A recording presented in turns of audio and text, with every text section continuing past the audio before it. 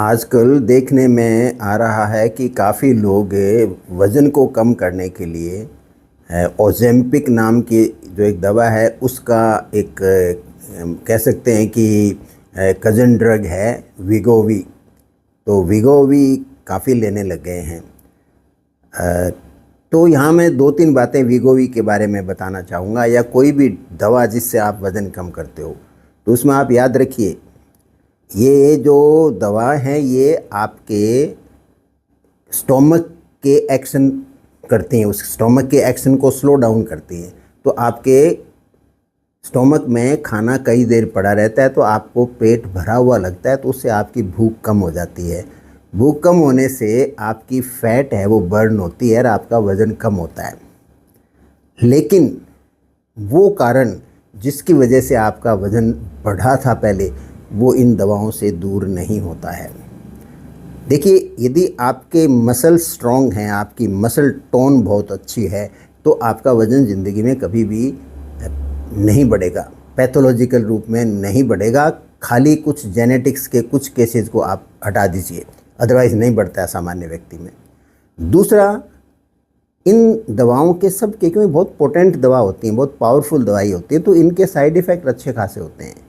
तो जो वज़न कम करने के लिए वीगोवी नाम का दवा काम में ली जाती है, एक्चुअल में ओज़ेम्पिक नहीं ली जाती। ओज़ेम्पिक तो बेसिकली डायबिटीज़ को मैनेज करने में ली जाती है, और उसका जो वेरिएंट है वीगोवी, तो ये वीगोवी जो है ये वज़न कम करने के लिए ज़्यादा काम में ली जाती है।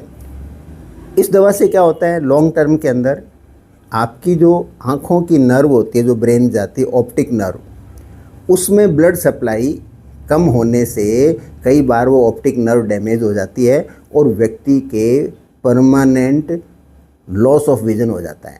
यानी आप आँख से देखना बिल्कुल आपका बंद हो जाता है, आदमी दृष्टिहीन हो जाता है। ये ओज़ेम्पिक की तुलना में वीगोवी में 4 गुना ज़्यादा संभावनाएं हैं, और पुरुषों में महिलाओं की बजाय करीब 12 से 15 गुना ज़्यादा संभावना है। ये सब बातें हमें अपने नोटिस में रखनी चाहिए जब भी हम दवा लेते हैं। दूसरा क्या है, आजकल देखिए एंडोस्कोपिक सर्जरी वगैरह बहुत होने लगी हैं। तो जब आप ये इस तरह की दवा लेते हो वज़न कम करने के लिए वीगोवी, तो आपके स्टोमक में खाना बचा हुआ रह जाता है, 6-7 घंटे बाद में भी बचा हुआ रह सकता है।